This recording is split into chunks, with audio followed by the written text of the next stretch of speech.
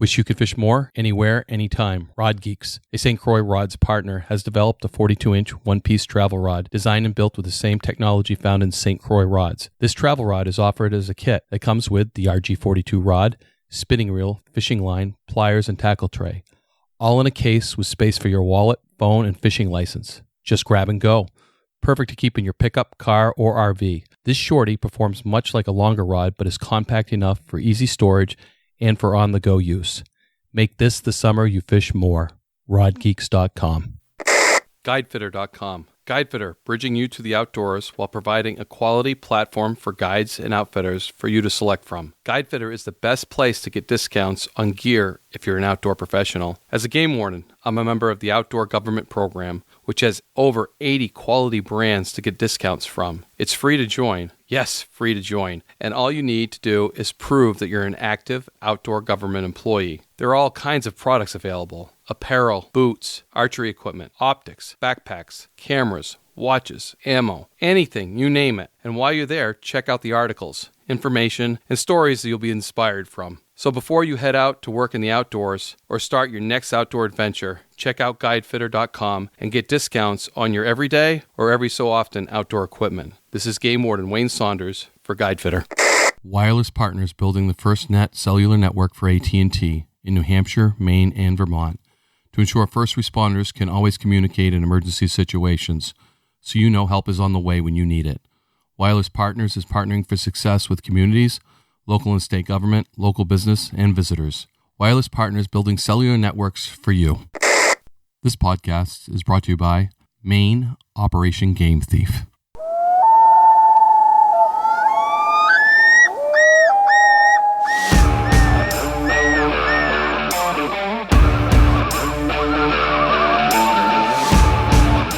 Please join me, Game Warden Wayne Saunders, and other Game Wardens on our adventures, protecting wildlife, saving lives, and having fun, all while serving the public and the natural resources of our planet.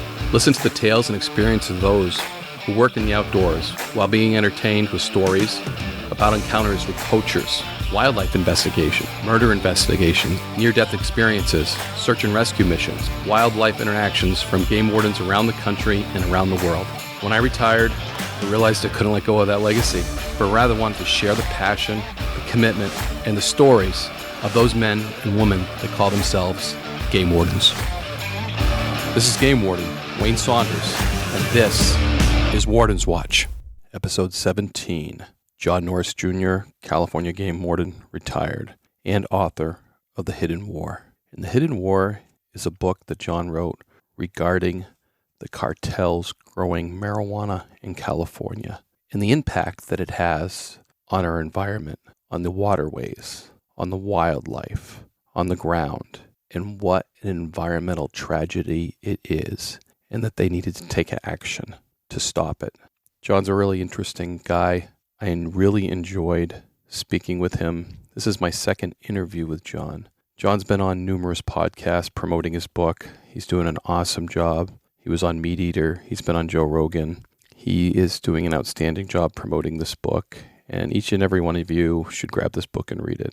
So we did a similar podcast. And when I say similar, there's nothing can beat Game Warden to Game Warden, talking about issues, talking about being a game warden, and giving you the insight into it. But I wanted to go before that. I wanted to go and set a foundation for you, the listener, to get a feel for John Norris, starting his career as a game warden, making some game warden type cases, and how all this influenced him into becoming the leader of this team that actually went out, found these grow sites, surveilled them, and then jointly with other law enforcement took them out, and then the recovery process of that area, the waterways, the land, to take out the poisons that were put into the ground there. It's quite a task that John took on, and it was quite a problem. So pick up The Hidden War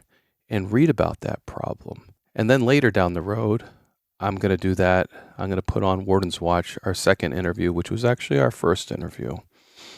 But I wanted to go back. I want to name this Before the Weed, but then I didn't know whether I should name it Trailblazer, because that's what John is. That's what his handle became. And he certainly trailblazed in his career. And that's just the path that he took and how it developed.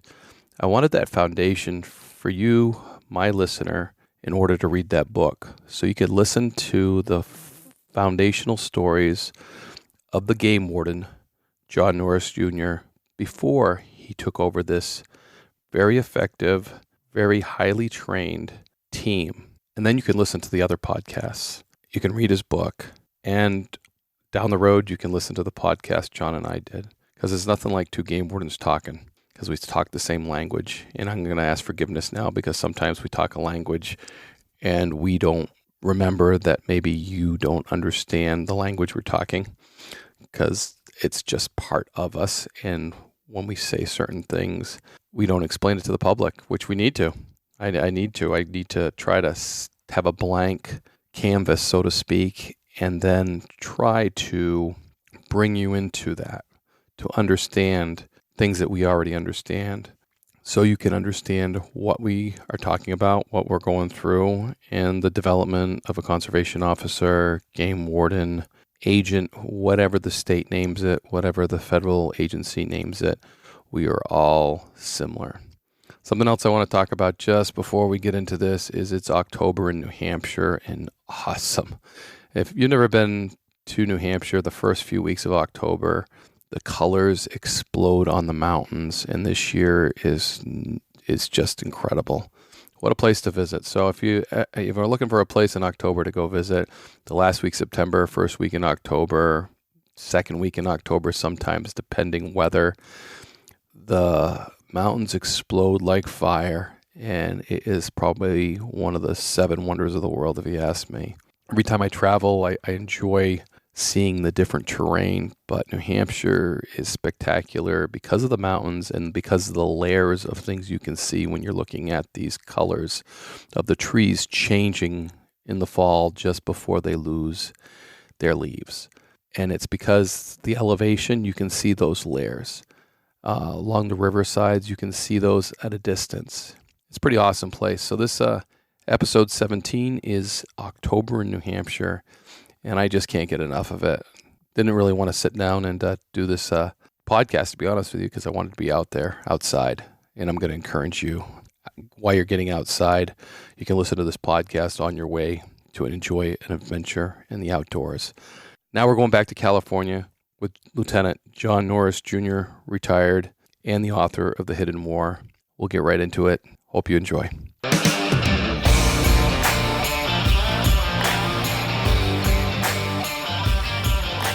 I was sharing with John, this is my first remote podcast, and I don't know if I'm going to like it, because all of my training and everything has been in person, reading body language, and this is going to just be so different. We're doing audio from Montana, right, John? Yeah, actually, we're in California today, Wayne. We're over in the Silicon Valley doing some business back in Cali, and I agree with you. It's it's great to be on the show. Thanks again for having me. And I think the blow of not being face to face like we both like to is a little lessened, because we did get to meet at the Wildlife Crime Stoppers conference and get to meet and get face to face on that one. But it's a little different doing it remote, But I know you now, so it's good. Yeah, we have had that face-to-face experience, and that was a great interview. And like I told you before, I've been listening to the podcast, and I just don't want to do the same podcast. And it cracks me up when your email or your handle is Trailblazer, and I think that's what a lot of game wardens are. We have a hard time following in someone else's shoes. We can take orders just fine, but it's following that same trail. Right. Where's that handle come from, anyways? Because I really like it, and when I was going to approach you the other day about changing the game plan, I was like, I don't know how John's going to take this. His book's really popular. We're talking about The Hidden War. John wrote. He is killing it on a lot of things. And if you don't have this book, you got to get it and read it, and you can learn about The Hidden War, about what's going on in California and the marijuana grows. But I guess I want to do something different. And when I saw the Trailblazer, I'm like, John's very similar to me. He's going to understand. We're very accommodating. Yeah, for sure. And to get to Trailblazer, that was a call sign that developed my name on our tactical unit, and just kind of throughout the career, even before we got into special operations on the whole, cartel marijuana thing we've talked a little bit about. That became a call sign, just Trailblazer. And it was one of those things that is not only what I think I stand for and you stand for, Wayne, but we all do as game wardens as part of that, that very thin green line. We are out there being pioneers. We kind of have to be, because we're, working in remote areas. We're working alone. We're having to think outside of the box. And, when I think of my career that just ended this last December, and, 28 amazing years of working here in the state of California as a game warden, I just think about all the different out of the box progressive programs or types of enforcement issues I dealt with throughout what I thought was a very diverse and very blessed career of getting to do so many different things, but things I would have never expected. When I went through the academy way back in, I'm gonna date myself, way back in 1992, and looked really at the traditional game warden's role as so cool, and wanting to do all those traditional things and bust those hardcore poachers in the realm of guys doing everything illegal on the poaching front, whether it's angling or, what environmental crime, whatever the case may be. But so that's kind of how the name developed, and it's just kind of stuck. So like it or not, Trailblazer's here to stay. How long have you had that handle? I'm going to go back to about 2004. Yeah, 2004. It kind of started when we started integrating with the Santa Clara County Sheriff's Office and their marijuana eradication team. And I was starting to find these cartel grows that we talked about in the last interview. But as we started to need, quote unquote, a call sign so we could stay, unidentified, or at least more secure, not use all of our real names. Mm-hmm. That started to happen when you started to integrate into more tactical groups with mainline law enforcement, SWAT teams, or military. So and my first book goes into this a lot in War in the Woods, all those different call signs we used, obviously for security reasons, but also to really kind of, in a cool way, describe the personalities of all the different operators between the sheriff's office and our game warden team working together. And everyone had a unique name, and that's how Trailblazer kind of started, and it's stuck, and I feel honored to have it. So it's going to stay. No, it's very unique, and I think you're right. A lot of us share those traits, and that's what I kind of chuckled to myself when I saw it. I'm like, that's the game warden sign. That's the Trailblazer. How many times have we worked cases in the woods, and we have a location, and we got to get there, and we don't want to go the same way that the poacher goes. That's the easy way. That's the way that we could get caught. So we trailblazed to get in there. But I do want to bring you back to your academy days, because that's one thing I'm curious about, because I'm not really familiar with the California Academy and the process. And is it the same today as it was when you started? We got a lot of ground to cover. I got all kinds of questions in my head. I love it. Yeah, that's a great question, because interestingly enough, when I started the academy in 1992, I was in what was called Resource Academy 4. It was the fourth academy of our own academy, where we were at Napa Valley College. We weren't going to a police academy and then collaterally moving over into fish and wildlife work afterwards, like we had done up to that point. So I want to say right around the very, very late 80s, we had our first academy, the Resource Academy 1 in Napa, and then it was successful. And we were getting people, that's an out of the public. I'm sorry, I'm going to walk all over you, but that's an academy. Oh, no. Just of game wardens, right? Correct. And again, that was one of those quote unquote trailblazer moments for the agency. And it was a historical moment for the agency to kind of find their own and be legitimized at the level of training where we weren't just, jumping into a mainline law enforcement academy and then having to kind of, wing it as far as the specific wildlife officer stuff we need to learn, that all of us have needed to learn, that we usually learn through a field training officer program, if our agency has that. And at the time when I went in Resource Academy 4, we not only had our own academy, and we had 3 behind me to really get it running and kind of a little battle rhythm of really running smoothly. But we had an amazing FTO program, 3 weeks long, I believe at the time. It's now 4 weeks per trainer. I went around the state, really diverse areas all over the state of different trainers with different specialties out of that resource academy, and was really, really well prepared for the solo game warden job. It was cool. Yeah, no, that sounds similar to the way we run it as far as the FTO program. How many weeks was your academy, and is it the same now as it was then? And how many people too? We had, I want to say we started with right around 40, 45 cadets, give or take. And the way we worked it in California, we still do, is we have sponsored and unsponsored. So those of us that are sponsored are already hired by the agency. We're running a fish and game patch for the agency. We're paid as a cadet. We're, hosted and paid for room and board wherever the academy is, because everybody's, from remote areas of the state. Now they're living in Napa, California. And then we have a lot of folks that are putting themselves through what they call an unsponsored position. They're putting up their own time and dime to try to get on the hiring list and become a warden and have a leg up. So, and we've got some of our best game wardens in the past, Wayne, that were unsponsored cadets that just didn't quite have the education when they needed to apply, or the slots were full. So they said, you know what, I'm just going to go for it. And obviously the motivation there, given the fact that they're putting up so much of their own resources to do it, shows their intent, shows their dedication. So we had a mixed bag. We had kind of 50-50 out of those 45 or so cadets. Now, the interesting part, when I was hired in 92, to be a white male and get hired in California as a game warden was really, really difficult, because we had limited positions. At that time, a lot of people wanted to be a game warden because we had a lot of consumptive conservationists back in those days, even here in throughout all of California. So when I applied, I think there was a hiring freeze, and that hiring freeze went on for like 2 years. So when I applied for the job and went through the written test and tested for the start of this whole thing, there were like 10,000 applicants across the whole state for virtually no positions. And if you weren't a military veteran with preference points, or, some minority status and stuff like that during the whole affirmative action phase in California, it was going to be tough. And so I did not expect to get hired for any time in that near future from when I tested. And it took about a solid 2 years before I was picked off that civilian list to get into that fourth academy. I was lucky to get in at the time. Wow.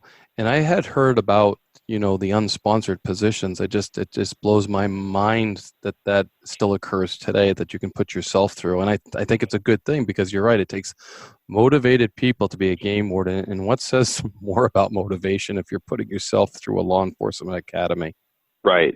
And the nice thing on that, if you look at it, you look at the demographics we look at nationally, and I know you and I talked about this when we met a few months ago, just the demographics of the loss of kind of the conservation mindset and the exposure to our new generation of the outdoors, of hunting and fishing, of ethical and legal conservation. And in California, as the years have progressed since I started my career, we've had less and less and less consumptive users of wildlife and more of a preservationist attitude, here in California.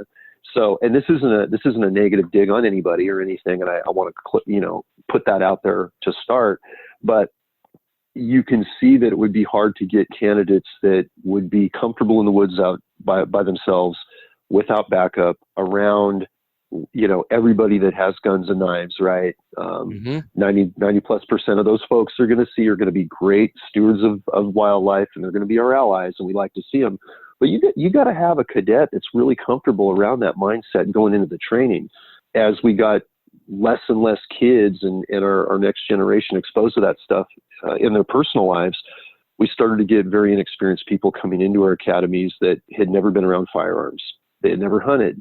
Maybe they had angled a couple, done a little bit of fishing. And so now they're kind of thrown into the grinder of contacting these type of folks all the time.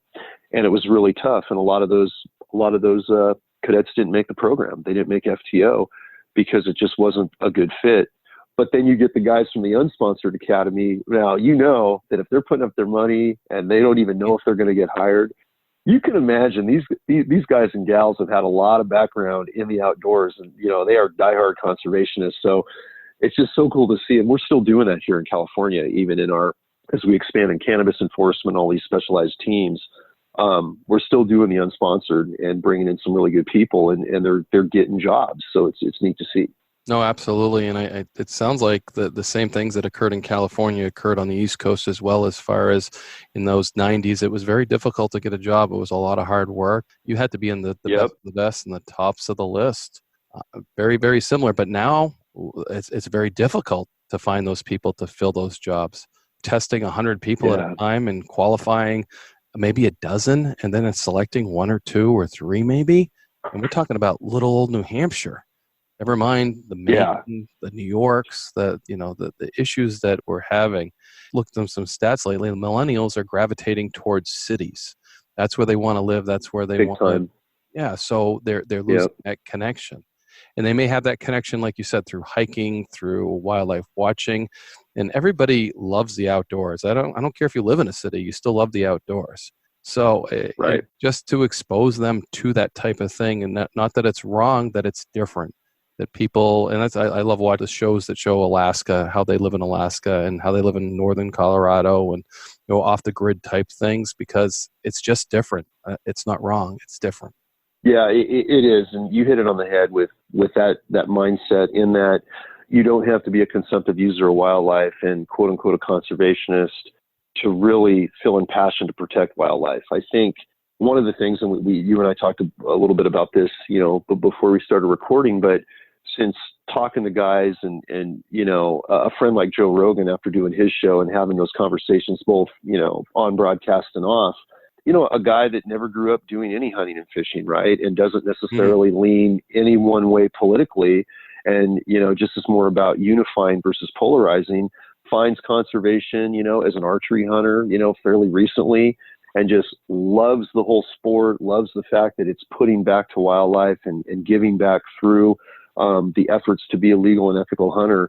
And, that type of reach shows that everybody can benefit from protecting our wildlife, wildlands, and waterways, whether, like you said, Wayne, whether you're living in the city of New York or the downtown San Jose here in the, tech capital of the world, where I'm originally from in Silicon Valley. You admire and you appreciate what's left out there because it's so fleeting. It's a calming thing. It's a beautiful thing to see, and you don't have to be a consumptive user to enjoy it. And I think if we look at wildlife protection more broadly, and we look at it from all different factions, whether you're a consumptive user or not, preservationist, conservationist, let's not, have a dividing line. Let's not, banter back and forth and be against each other. Let's unify, rather than polarize, and protect what we have left, because it's fleeting in this nation, and we all know it. Absolutely. And it's kind of similar when the hunters fight, the dog hunters versus the traditionalists. And right. We're all hunters. Right. Why are we fighting amongst ourselves? When we're all conservationists, I think that some of the things aren't being taught, because when you talk to our biologists, we're on the same playing field as them.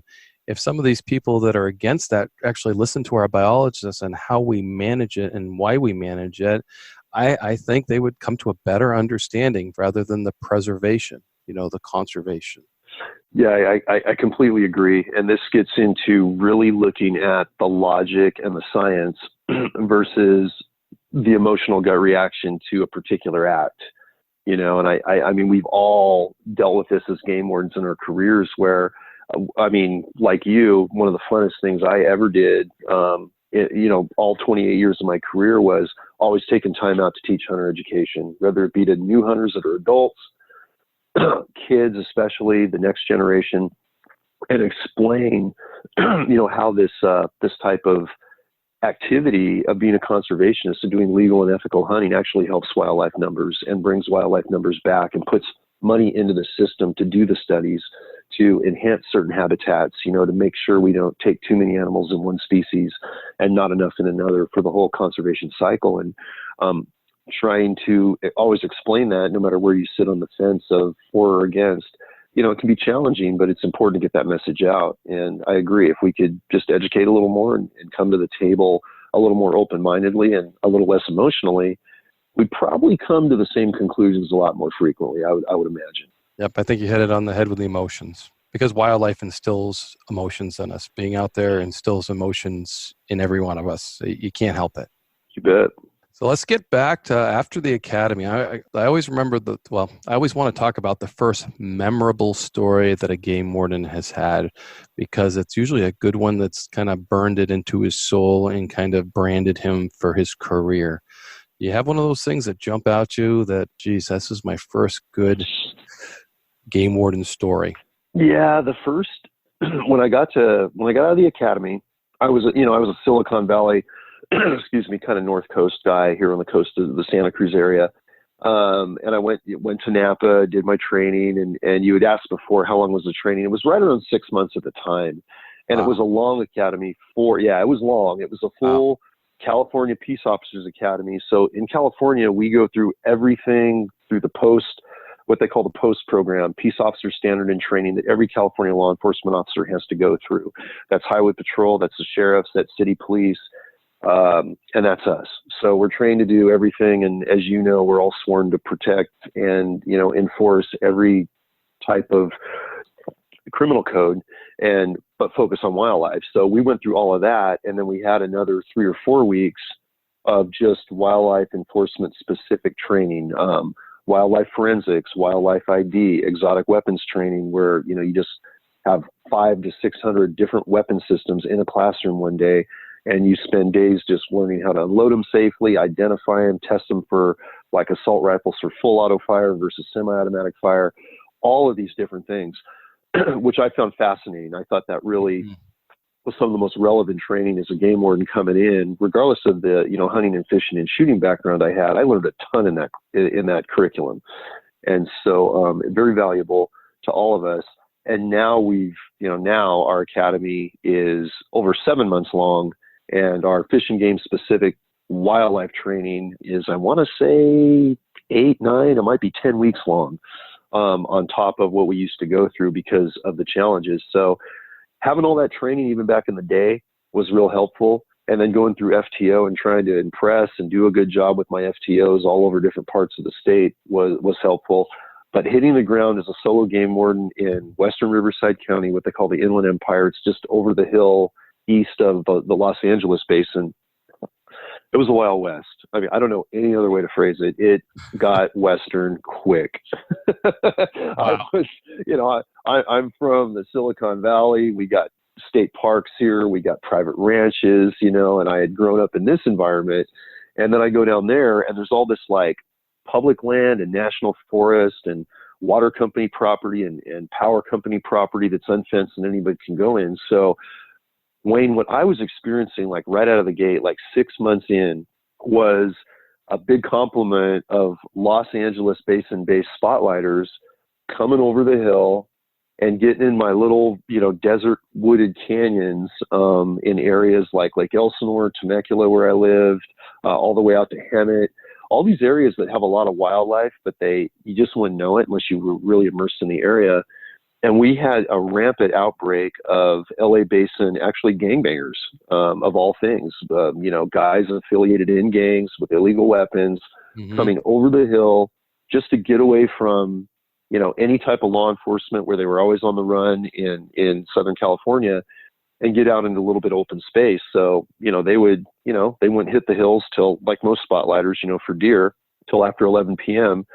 And it took a while to find out what these guys were doing, but we would set up in certain canyons and just watch these lights go like crazy. And I remember my first spotlighting stop down there. And this is funny because when you go back to the academy days, all of my mentors and heroes in the academy were these instructors and these TAC officers that had legendary careers of catching the hardcore out of season post rut, big buck spotlighter in the highest mountain ranges of California. And they had careers of just doing all kinds of great cases. And I wanted to be that guy. I knew right away, my mentors told me, they said, hey, you're going to develop and you're going to establish your reputation of being a good game warden that's going to get, not just the guy that makes a mistake or, the freebie that you just walk up to in uniform, but someone you're going to hide out on for days at a time and catch somebody that's intentionally decimating wildlife species and having an exponential effect on the herds because they know the game warden's game and they get around us all the time and they never get caught. I wanted to catch those guys. Yes. because that's what my heroes did. Right. And they told me, go out and work your butt off, because you're going to make your reputation for your entire career in the first 2 years when you hit the field. And, those words burned inside, man. So, when I went down to Riverside, I was out of control. I was never home, like typical game wardens. I was working days and nights, and I was just trying to learn my country. And I was in a foreign land. I've been to like Disneyland once. I didn't know it was Southern California. I mean, that place was just, it was a war zone, man, and so I get down there and I start working these canyons, and my other partners that were kind of new in the county too, we'd all be spread out, and John, on these. There's a reason why those areas were vacated, right? That they were empty. Oh yeah. Yeah. Oh yeah. Yeah. When you talk about all the new wardens in the area, I'm like, yeah, no one wanted to be there. And we all got sent there first. That's right. So it was funny in my academy, Jim Barton, who was our captain, and we were getting our district assignments about halfway through. He said, "Okay, Mr. Norris, so you're going to Lake Elsinore." And at first I thought I heard Lake Almanor, and Lake Almanor is this pristine mountain camping retreat resort, beautiful, trout fishing lake in Northern California. I went, and it's like a garden spot, right? That we all dream of. Like, and I perked up, and he said, "I don't think you heard me right. Lake Elsinore." And then all these guys that were they were lifeguards in state parks, laterals coming over to Fish and Wildlife. And they were all from down there, and they just looked and they laughed, and they're like, "Oh my gosh, you have no idea where you're going." But no, it was. And looking back on it, I'll get into the story in a minute. It was the best thing that could have happened to me, because I was thrown into the fire. The learning curve was exponentially greater than it ever would have been if I had worked, in my home area of the Silicon Valley, or I think any other part of California. But these gangbangers were coming across over the hill, Wayne, and they were running everything from AKs to 10/22s to, automatic pistols. A lot of these weapons were illegal, assault shotguns, you name it. And they had a ton of ammo, and they would spotlight through these canyons, and they'd shoot everything. They'd shoot rabbits, they'd shoot coyotes, they'd shoot does. Wow. I even caught one group that would come in one canyon, and they'd just spotlight on the way in. And if it crawled, it fell, and they'd shoot it, pick it up, put it in the truck, and they'd go into the back end of a dam, which was an outlet of a lake down there. And it was a kind of a wooded riparian belt that was really well hidden, but there was a great fishery coming out of this dam in this spillway, and they'd set up a gill net, and they'd set the gill net, and they just let the gill net work for hours that night. And every couple of hours, they kind of go out and they do their run of a couple miles out of that spillway area, that outlet of the creek. And they just spotlight along that creek back and forth. And when I made that first stop, I think there were 4 of them, the first stop I made. And, I wanted to do it by the numbers. We'd gone through all the training, felony car stops, vehicle stops, how you set up on spotlighters, like we've all done in our careers. And of course, Murphy's Law, as typical game warden case, it didn't work out the way it was supposed to. They made a turn into a canyon, and I set back because I didn't want to go into kind of a fatal funnel from training. And they came out, and it had to be a head-on stop, or I was going to lose them, or I was going to get seen. Right. And I didn't have a ride-along. I didn't have a partner. So I did a head-on, light on light, spotlight on them. And I saw all these guys, 2 in the back of the truck, 2 in the front of the truck, in the cab, guys with guns over the top of the cab. And it was an oh crap moment. And I just, did what I did back to training, and called them out on the PA, and, had the weapon out, did what I had to do, called it for as much backup as I could. My closest game warden was my partner, Jerry, who was way over on the Hemet side, hours away. He was working spotlighters too, but, God bless Riverside County Sheriffs. I got to know him that night for the first time. And, those guys came ripping into this canyon. Some of them were in sedans and just crashing the heck out of their cars that weren't equipped to go where they were.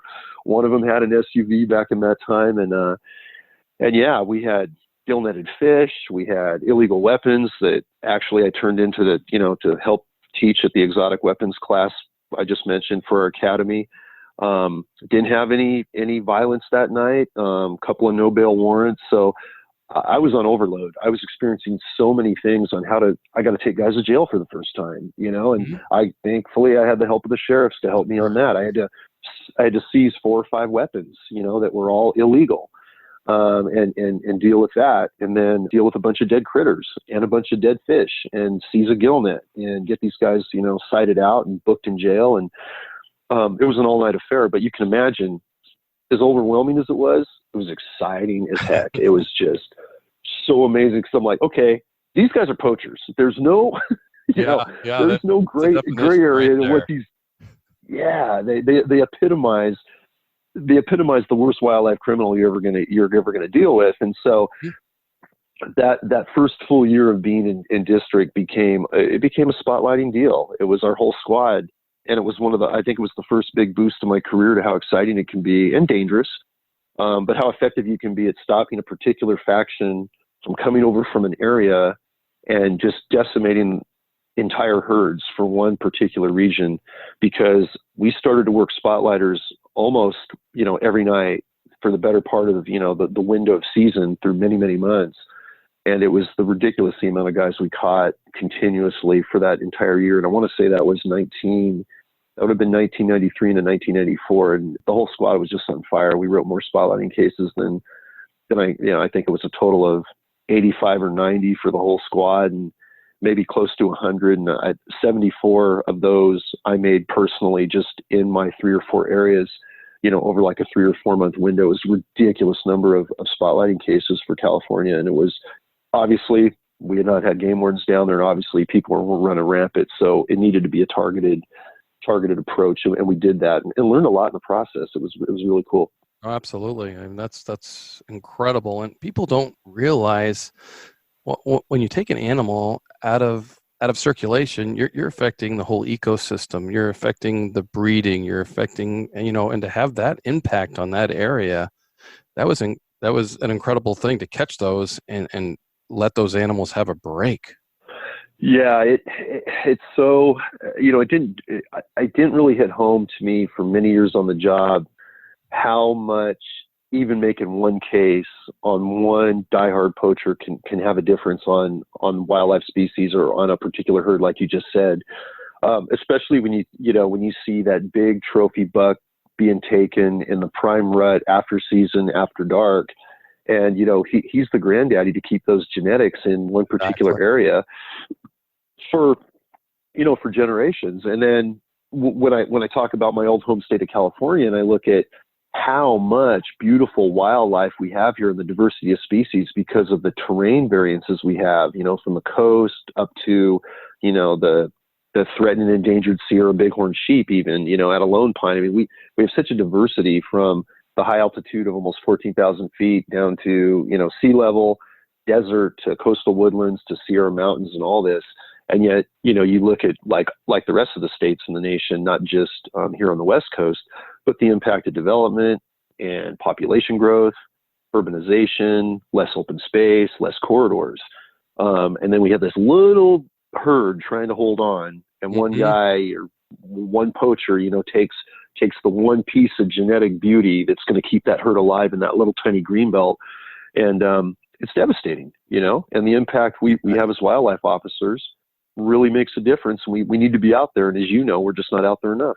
No, absolutely. And, the thing when you catch those guys, the first thing you want to do is go back out and catch more. Right. Yeah. You're like, okay, now I kind of got the recipe. It really does happen. Because I don't know, and you tell me from your experiences, but, we all grew up, the early, I call us, the 10, we've been 30 years and now retired. So spotlighting in every state back when we started was such a big deal. Mm-hmm. And I just look at making that first case, though, hearing the stories, going through the training, and then you finally make the first case and you go, oh, it does happen. I've been out here for 20 nights straight and I haven't seen one thing. And, does this really happen? Or are they just sending me on, is this a jacksnipe hunt? What is going on? And then when it starts happening, you really see almost the sinister underground of how careful, a dedicated poacher is when he's going to go out and work lights on deer, let's say, or how he's going to use a red light, or how he's going to use a low beam light. And he's only going to cast it in certain ways very carefully to reveal himself as little as possible. I mean, there was some tactics involved in some of these guys we were catching, and it wasn't easy, as I'm sure you can relate to. And it does feel good to make that case because stopping that one guy does make a difference for sure. Yeah, and it's that active, that adrenaline charge, that adrenaline dump, like you said, prepping for this point, and you haven't experienced it, and when you do, it's like something you've never experienced before. It's an adrenaline dump. It's exciting, and the impact that you're having makes a difference. And the first thing I want to do is go out there and get another one and stop this and keep going. And it's just, because it's part of us. It's not just a job. It's a lifestyle. I always say it's part of us. And that's why we work very hard. And the tactics that you're absolutely right. And I see what people have to deal with today. Night vision is coming down. Thermal images coming down in price and cost. Yep. The Warden 10 years from now has a whole different game. We need to change our tactics. Yeah. It's not the spotlighters we're looking for. It's the guys that are using their thermal imaging to heat up a field, and they can see the cruiser sitting in it, and they just keep driving by. It's a whole different game that is starting because all those price tags are coming down. And it scares me some ways, and I just see our tactics need to change. Information is going to be more important in the future. Things like Operation Game Thieves, International Wildlife Crime Stoppers, to get that information to make those cases, because the traditional way of catching night hunting is going to be gone in the next 10 years, I think. I think you're absolutely right. I think technology technology can be both a blessing and a curse, right? And I've noticed the same thing you have, and we talk about this a lot. And we talk about it in the special operations circle because, while we use some of the more advanced night vision for, marijuana enforcement team operations on the tactical side, this stuff is dropping in price. Even the best stuff is, for tactical teams. And what we started to see out here in California is getting night vision and even thermal in the hands of our patrol guys out there in a district, doing it old school, trying to catch night hunters, just trying to have an advantage so they're not a target, for officer safety reasons alone. And, we've had to do that in California and get as much night vision and good night vision and or thermal in the hands of, all of our divisions, not just special ops, because what you said, Wayne, was exactly spot on in that we are seeing a good percentage of these night hunters and these illegal, poachers running that equipment already. Mm-hmm. And we're seeing it on the coast. We're seeing them watching waterways, we're seeing them, in the wildlife trafficking realm. We're seeing it in the commercialization of wildlife realm with, some of these gang groups, on the Delta taking out sturgeon, right? And sturgeon roe, striper, things like that, abalone, any of that on the coast, not to mention big game species and everything else. So no, I think you're absolutely right when we think of the new generation of game warden throughout the United States and the challenges they're going to have, and they currently have, in dealing with all of these more egregious wildlife crimes that are all about money. They're all about everything we talked to at the conference we met up at, right? The commercialization for big, big profitable dollars and the incentive to decimate species because of the almighty dollar. It's just disgusting, and it's never been more egregious than now. And I think the focus hasn't been on wildlife law enforcement. And if we don't refocus back on that, we're going to lose a lot. We're going to lose a lot of animals. We're going to lose a lot of sturgeon. We're going to lose a lot of abalone if we don't refocus. I don't know about California, but I just feel like nationwide, the law enforcement officers that enforce these wildlife laws are on the back burner. And we need to put them back on the front burner. We need to, promote them and what they do, and we need to get some help money-wise, legislatively-wise, and bring back a focus. We absolutely do.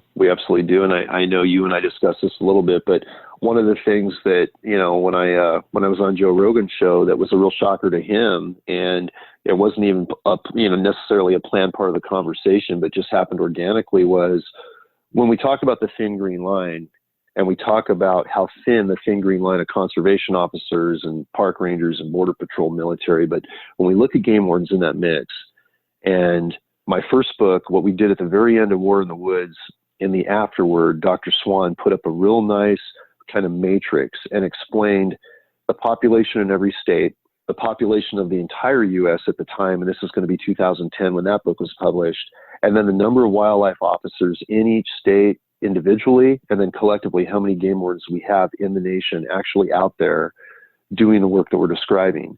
And then what we did in Hidden War, in my newest book, is it's been exactly 10 years, almost publication date to publication date. And that was unplanned, but a good 10-year sample. Let's look at a decade and let's see what's happened in America on those same, and look at the matrix breakdown of those same, numbers. Mm-hmm.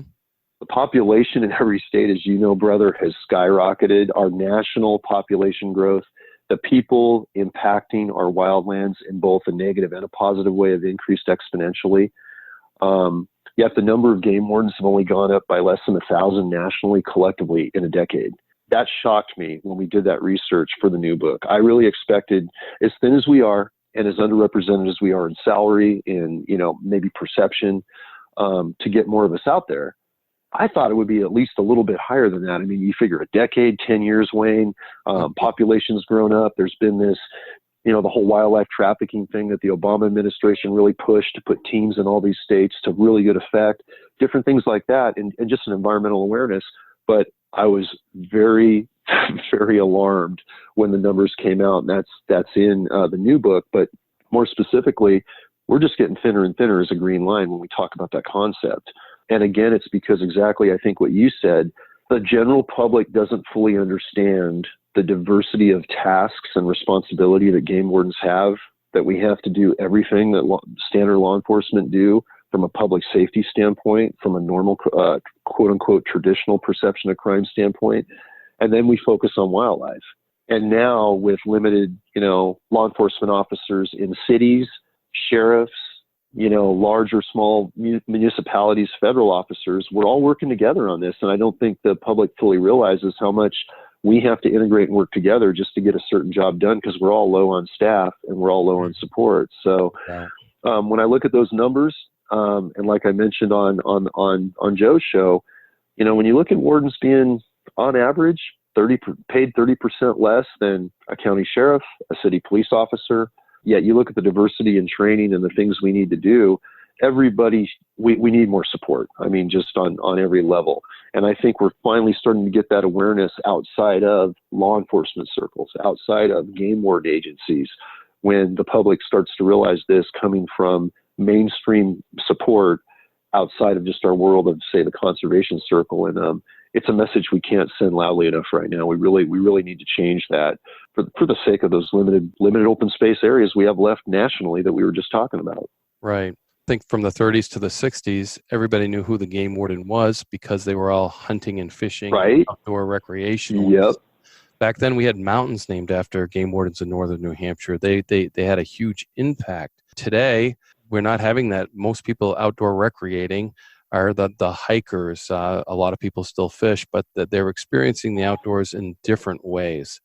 So we need to let these TV shows that are going on, the one you were on, Wild Justice, Northwoods Law, those things are helping us reconnect. Hoping shows like mine definitely help to reach out to the public so they can understand the backside, the backstage sort of things of being a game warden. I kind of want to hit some of, because, once a trailblazer, always a trailblazer, John. So before the Met team, can you hit some highlights in your career? Because I know you just didn't automatically become the leader of the Met team. I know there's quite the process and quite, you told me your first game warden case, there was probably a few good ones in there, maybe a highlight there, kind of your history. I know I climbed through the ranks. I started as a sergeant to a lieutenant. And I was happy staying where that was. So, yeah. But and I know this is a whole lot to get in a little time, and hopefully we'll have some more time in the future to talk about these things. But I just when I see that word trailblazer, I'm like, yeah, he just didn't wake up one morning and was lieutenant in charge of the Met team. There was a process there that John became a leader in California prior to that. Yeah, kind of like your career, Wayne. So it was very similar. I always had the idea that I wanted to stay in the field as long as I possibly could. One, because that's where I was most passionate, I felt most effective, and two, I kind of came up under those same mentors in the academy that either never promoted beyond game warden, or maybe they become a first level sergeant, or, well, for us in California, it's a lieutenant. And a lieutenant is a squad supervisor, but they're still actively working with their guys in the field, or as much as they can around administrative duties. And I kind of watched my heroes, and I noticed that they didn't promote for like 15 or 20 years, and maybe they made it they went to about the lieutenant level, where they were a squad lieutenant out running deer decoys or spotlighting details with their guys and kind of leading the pack there, and still involved in the game. And certainly when I started the career, the last thing I had on my mind was ever promoting in any type of level. I just wanted to be the best wildlife crime fighter I could and learn in the process. And it sounds like you and I are very similar that way. And from that standpoint, when I was in Riverside and doing the spotlighters, I thought, okay, if I really tackle these guys effectively, and, not only individually, but as a team with my squad mates down in that Riverside County Inland Empire squad, I said, I'm going to get really good at handling high stress situations, dealing with a lot of crazy firearms, dealing with some, really unsavory characters with massive criminal backgrounds. A couple years of that, and I felt pretty good doing what I was doing. I wasn't kind of going into no man's land ill prepared. I had my backup. I had my support staff kind of covered. Now, fast forward, I was down in Riverside County for 3 years, and then I came up back into Santa Clara County, back in the Silicon Valley. I got one of my old home position. And before I came back up to this area and started diving into the more difficult and challenging illegal baiting cases that I'll talk about in a minute, I was already developing into, not really planned, but was developing into some leadership roles early on, like 2 years in, down in Riverside. I always had an affinity for shooting, was a proficient shooter, an affinity for doing tactical stuff, and was getting to just know, like LA SWAT guys. And I was getting to work with LA sheriffs, special enforcement guys that had tactics behind them, and defensive tactics and firearms training, and, more tactical firearms than just shooting, Riverside County, different things like that. So and back I was fortunate. Day, that was crazy. The place to go for SWAT was LA, and the surrounding areas were just known nationwide for their tactics. They were. You were in an awesome spot to absorb that. Yeah, it was a real blessing to be down where I was placed. Right, it was shocking and quite honestly a little frightening when I first got the assignment, but it ended up being a blessing in disguise on that same level that we're talking about right now.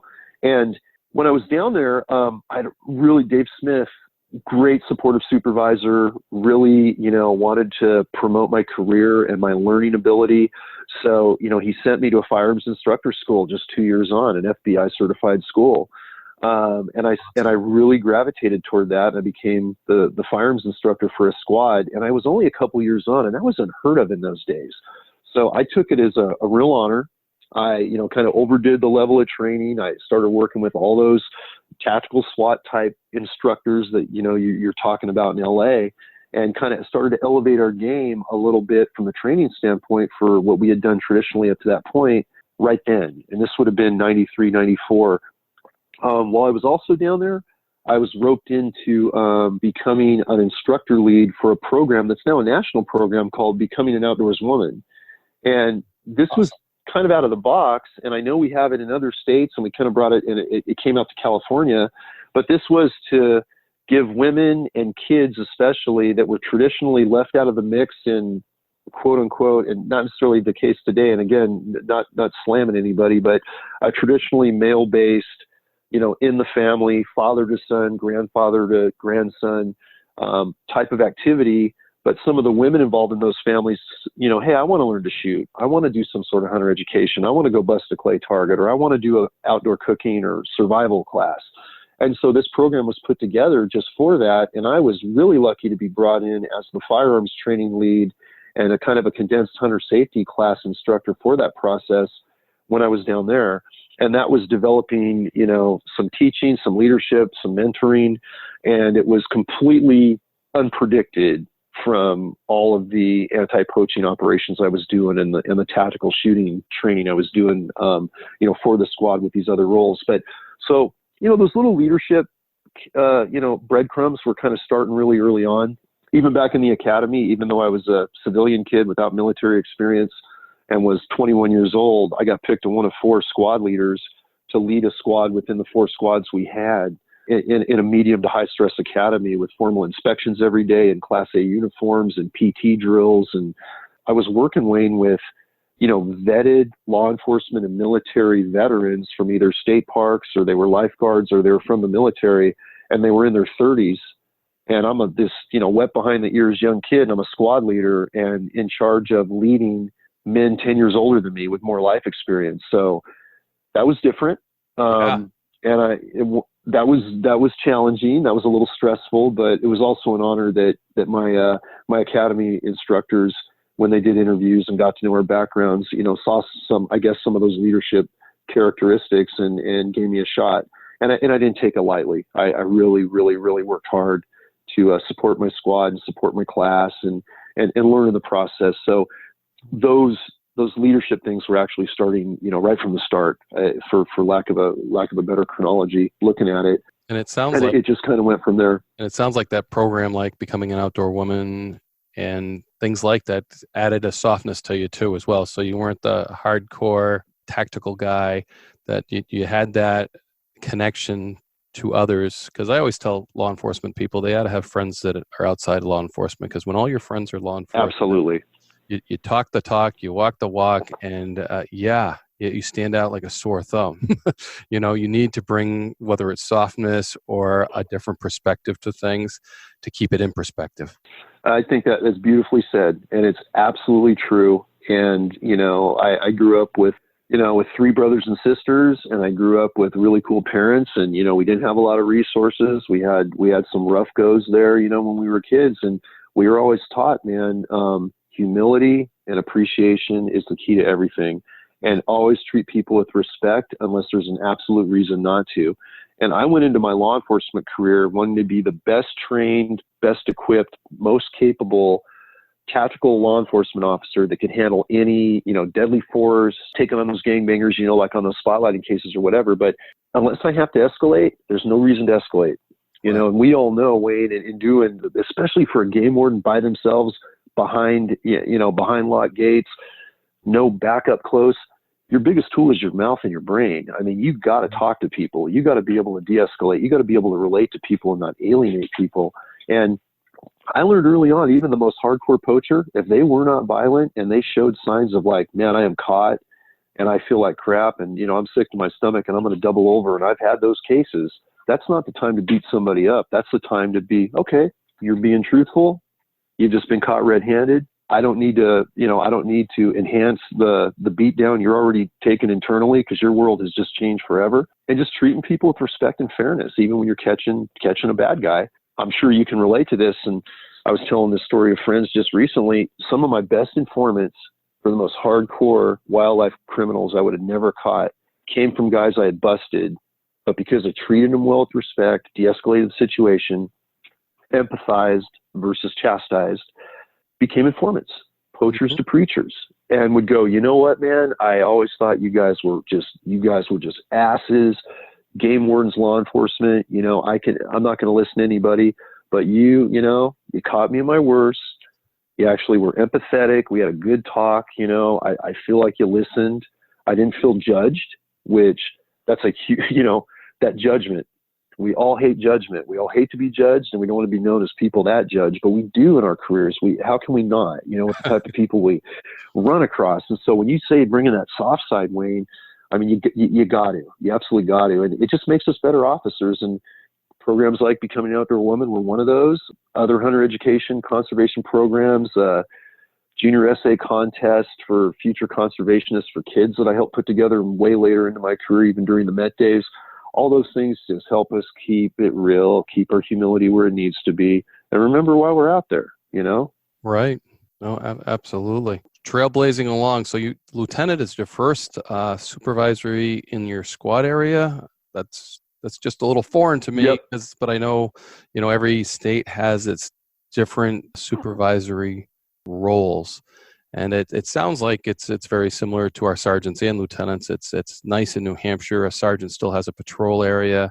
A lieutenant doesn't have a patrol area, but we still pretty much can do anything we want within the parameters of what the colonel wants us to do. I mean, that's one thing I didn't ever want to go to Kremlin, so to speak, the headquarters. That was key. Right. One of our former colonels, the Kremlin. So I just, I said, if I sat in the major's or a captain's office as the colonel walks by and I'm not sitting in my chair, he's going to say, "Hey, where's Wayne?" And if Wayne decided to want to take a little ride in his cruiser, he'd be like, baloney. But if Wayne is a lieutenant, says, "I've had enough of this paperwork sitting at this desk today. Guess what? I'm going to go patrol." Right. No one walks by my office and says, "Hey, where's the lieutenant?" So that was always my justification for staying in the field. At times we worked a little harder than the guys in the headquarters, but they have a different set of difficulties there for sure. They have taken on challenges that, frankly, I didn't want to take on, and thank God people take on those challenges and do a good job, because it's very, very necessary, but I just didn't want to escalate to that point. I'm not poo-pooing colonels or anything, and thank God we have a lot of supervisor colonels that do an outstanding job, think of their guys and take care of the guys and take care of the wildlife and everything that goes along with it legislatively. But, man, they have a whole lot more headaches than I do. Right, exactly. And it's kind of similar on my take. When I finally did promote to be a lieutenant, which synonymous, like you said, with most sergeants in other states, it was really a perfect position. It was hometown of Silicon Valley, so it was Santa Clara County. I had worked with a lot of my squad mates and some of the best wardens in the state, dedicated, motivated team players. No problems where promoting to be their supervisor was going to be an issue because we all worked together effectively. So I was lucky there. But I picked up had all the positions been full, I would have been supervising 7 wardens. It usually fluctuated between 5 and 7, depending on vacancies, because the state is a very, Silicon Valley is a very expensive area to live in California. Not a lot of starting wardens, so as much as they like working here, can stay for that reason. The plight of us all in the thin green line, right? But I also had San Benito County, which was a very western, rural, lot of backcountry, poaching problems going on. And then I had a part of Monterey County. So, but it was all about the team. It was all about making sure the guys were supported administratively, that they could get a hold of me and I could answer questions, and it was about doing details with them. So I kind of took that position a little reluctantly. I still, I think I was 15 years on at that point. 13, somewhere in the 13 to 15 year mark before I actually went to that. I remember I'd actually, this was the first and only time I think this has happened in our agency. Maybe it's happened similar, but Mike Carrion, one of my mentor instructors, right from 1992 when I started, that grew me up as a outside agency and internal agency instructor and being on our Firearms and Defensive Tactics Committee. He was running our academy back in 2005.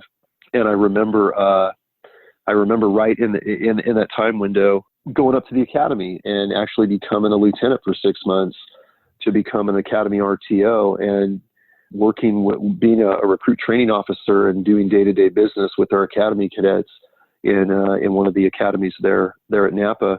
And I remember going back to the field and demoting back to Game Warden. And I remember Mike and headquarters staff, just saying straight up, they're like, "Man, you got to stay. We need you here." Yep.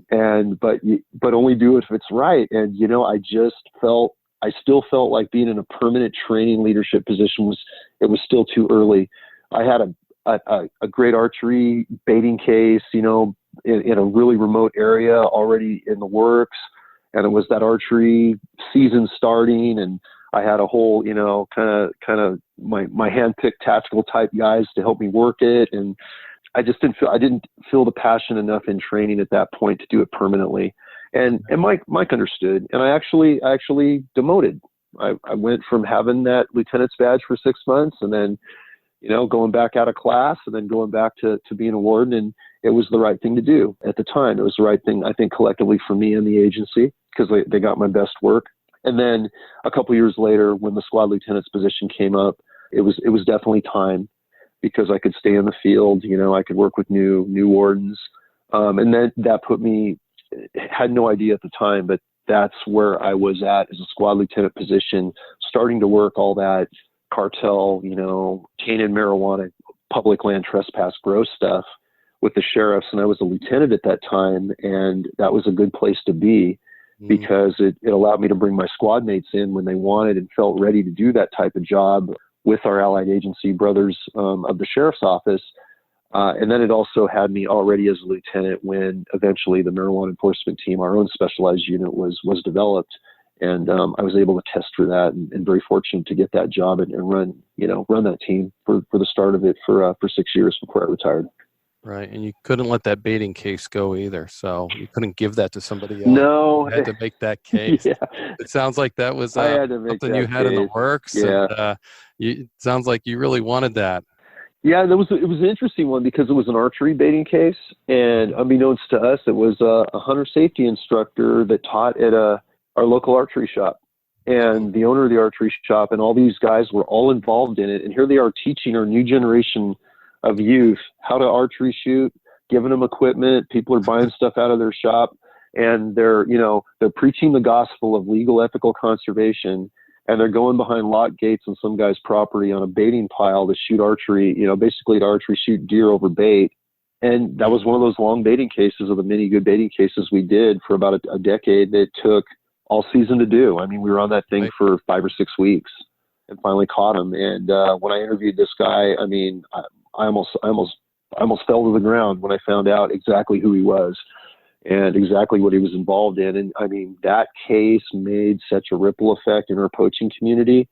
And it also told you that there are those guys that absolutely need to get caught, because the hypocrisy of teaching and doing what he was doing in the public and what they were doing behind, locked gates, when no one was looking, it was disgusting. And it was really neat to see that case through. And I needed to be there for that one for sure. Yeah. Yeah. How'd that case start, if you can talk about it? Yeah. It started with an informant, started with a good friend that was a park ranger that kind of knew some people, and, without going into too many, not identifying any individuals, it just spun up where I've heard rumors that this is going on behind, this particular area, but it's a real hard area to get into. And there's, everyone's stacked up on top of each other in these little small kind of cabins where they live behind this locked gate. And this is in kind of the redwood forest in our Santa Cruz coastal mountains. So really dark, really tall canopies, dogs in the yards. It was one of those things that when I got a tip of where it might be, we had to go recon it. And like anything, and these type of baiting cases, Wayne, just to kind of put this out there, the type of camouflage and field craft and, case workups and recon and access identification, how to get in and out of these places and effectively work these places, all those things took so much work just on the logistics side. Mm-hmm. That's what set us up for success on a special operations marijuana enforcement team, developing that later. All the same field craft we were learning in sniper schools, in SWAT schools, in tactical tracking schools. And we were going to all those on our own at the time, a handful of us, because we were still a long ways from having, that specialized team. Right. They were all on these baiting cases. And this particular archery baiting case was by far the toughest. I mean, the canopy of redwoods and ferns and that type of forest that we would have to walk through at 3 a.m. to get up into our surveillance hide to watch and wait for this particular bait pile to, this baiting operation to happen. It was so dark, night vision wouldn't even work. There was not enough ambient light for our generation. At the time, it was generation 2. We weren't up to gen 3 yet on our starlight scopes.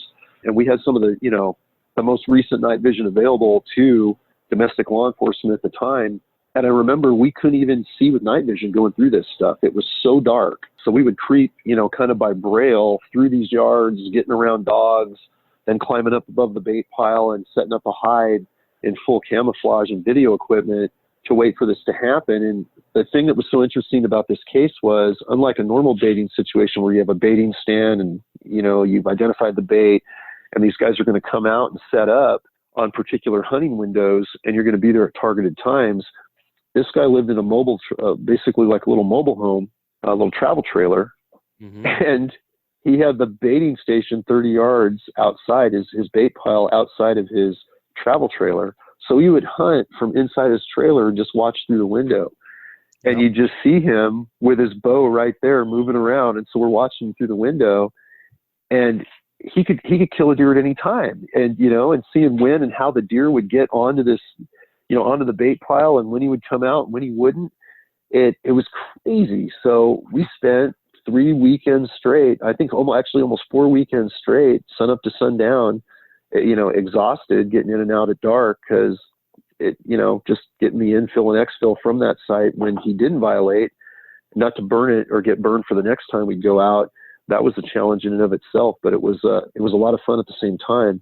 And we actually caught him on the last day of the archery deer season, what's called the A-zone season, here in the central coast of California. And we crawled into that hide on a Sunday morning about 3 a.m. And kind of the sinister part about it is we're crawling up into the hide. We're seeing these little white flags on the ground on our trail. And we're like, okay, are we burned? Because there are markers on our exact trail that we move around every time. And then when we got into our little hide behind some redwood trees about 80 yards above the bait pile, there was another flag there. But, we have a saying in special ops, and covert teams know this, you're not burned till you're burned. So play it out unless it's unsafe. So we were pretty dejected. I had that sick feeling in my stomach. So did my two partners. And we slipped into our hide, and we just waited. And sure enough, it wasn't the landowner this time, but it was his buddy that came in the morning with his bow and arrow with a big bag of fruit to add to the bait pile. He went out and freshened up the bait pile. Then he went and sat in a little hide, worked his archery equipment over it, and gave us everything we needed to make that takedown. And we kind of descended out of the woods in full camouflage and face paint and, M14 rifles, because we were behind lines. And he was like, "What's happening?" And we introduced ourselves, and it was one of those things where he was the guy at the archery store. Uh-huh. He was also the guy that was depredating wild hogs for land damage, and had a good relationship with our agency, and was on several depredation permits as an agent to depredate hogs legally. And when I saw him and he saw me and my partners, it was a major wake up call. Let's just say that. And those flags, Wayne, that we saw going up that hill, the owner, the guy we originally targeting, had killed a deer over bait the day before, and that was a blood trail. Oh wow! And while they ended up finding this deer like a mile up the mountain, that blood trail allowed us to go back through interviews and forensics. And we actually went back to the archery shop in Gilroy that day after the case, recovered the arrow that they had stuck that deer with illegally the day before. And based on the blood data off of the arrow point, we were able to, connect all the dots. And so we got them both, even though we had not been there the day of the kill. So we got another guy we didn't expect to be on the bait pile. We got the landowner. We kind of had that long conversation, and, they were very, to their favor, they were cooperative. They were forthright. They took a hard hit on that one, obviously. But that was one of those things, if we had not dug in day after day after day and just, dirty camouflage surveillance and crawling up through their yards every morning, we never made the case. And that's really what set the tone to start to do more of the tactical work against these cartel growers later on in my career, for sure. And that's kind of the MO of the Game Warden nationwide, because I can think of several cases that sound very similar, one of which was with a lot of bears, which was unnerving, doing that night navigation in and out when there's a bunch of bears on this illegal bait. And, you couldn't use a light, you were moving through, and that was unnerving. But yeah, it sounds... We're the operators in the woods, and like you said, that's what we turn to. That's why we don't follow the same trail. That's why we find our own way in, we find our own surveillance spots, and then we camp and we spend time. And there is nothing like a personal surveillance. Even throwing a camera up, I always hear throw a camera up, but I'm like, nothing better than being there. The camera doesn't take everything in. Yeah, it certainly doesn't. And it's funny. I'm sure you and I can share this. We look back at the end of some really, really blessed careers and think back of those days, when you put a month into a case like that and what it took, and you kind of go, man, that's why that was exhausting for one. Mm-hmm. But the best part about it was when you make that case, man, just how good it feels. How good it feels. The elation, the high, for months, I'll see my partners and we'll share that same grin from making that type of case, because as you know, they're not easy. they are not easy. And not only do you put all that effort into it, but, the stars have to kind of align too for you, the timing. The one day we were not on that hill was a Saturday because one of my partners, Marcos, and also later, lifelong buddy on the team and in our careers together, and also on the Met team, and one of our snipers with us on Met later on, he got sick. And it was one of those things that I think we just worked it too long. He was so run down, and we did not have the bodies to be able to do it effectively. So the one day we weren't there because we were all exhausted. One guy was, dealing with the flu. We're trying to recover. One day we're not going to do it. And that's the day, of course, that the one bad guy that we targeted poaches out of, a month. And, just by the good graces, we happened to find that blood trail. He happened to shoot something the day before, and then he brought a friend in on Sunday that we got to see in firsthand, in living color. So it just, how it all aligns up to me just still amazes me. And I think I look back on those things and think there's just not a more rewarding feeling, man, as wildlife officers to do what we do. And even though not everybody can necessarily relate to it, or not everybody understands it, I'm glad through, forums like your great podcast and doing Warden's Watch and things like other podcasts and anything we can do with the TV you mentioned, Wild Justice and Northwoods Law and all those other Game Warden reality shows. Hey, the more the merrier, man. The public loves to see this stuff and what we're really doing out there and how tough this stuff can be. And it's just what we got to keep doing. One, to protect our wildlife, and two, to just show the legitimate professional thin green line of game wardens that are out there nationwide. They need the support that they deserve. Yeah, and all this kind of builds up to your book, and the environmental impact probably was impacting animals, habitat, and everything. So I get how that transition happened, because I can see you encountering this and getting mad. Not mad that they're really growing marijuana. They're mad at what they're doing to the environment. And I totally get that. And your book, The Hidden War, is pretty awesome. And what an awesome way to end a game warden to career, to have that much impact on taking back our habitat and protecting our wildlife. I know we talked about it before, John, but I certainly want everybody to pick up your book and read it, and then listen to the podcast, because it's so enlightening. Connections with the canines, everything. I think it's what an opportunity that you had in your career, and what a way to end it, and then what a way to tell everybody about it, because it is so timely. People need to act. They need to act before we lose any more.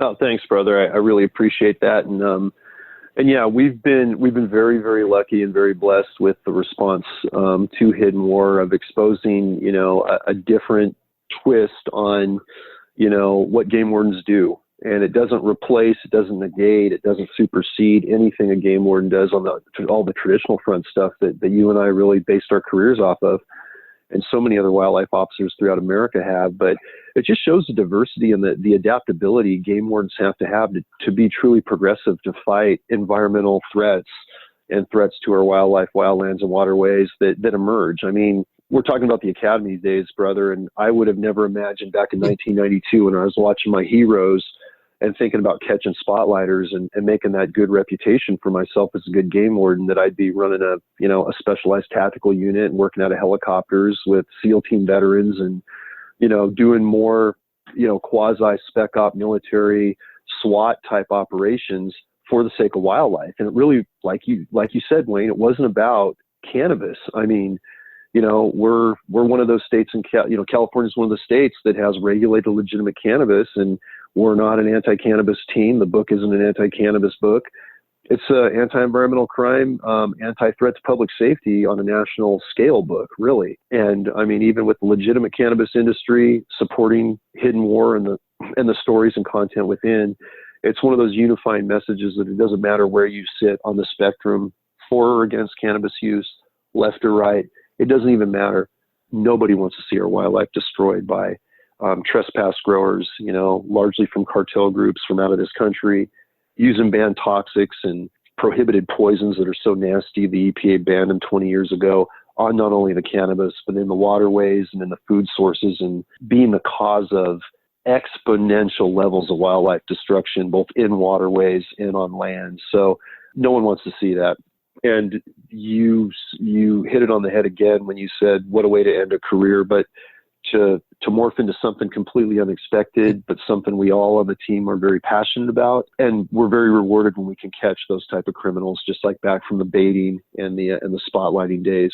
These guys need to get caught. They need to get stopped. It's not just a California problem. The book goes into how this affects us nationally and what these groups are doing in other crimes that wildlife officers and other traditional law enforcement agencies are having to face on a national scale. So really appreciate the support, and we're getting really good feedback on it. So appreciate anybody taking a look. Yeah, no, thanks for your time. I really appreciate it, John. Again, a pleasure to talk to you for the second time remotely. I guess this is okay. We'll see how it all comes out in the end. Really? Yeah, for sure. Awesome, Wayne. Thanks for having me on.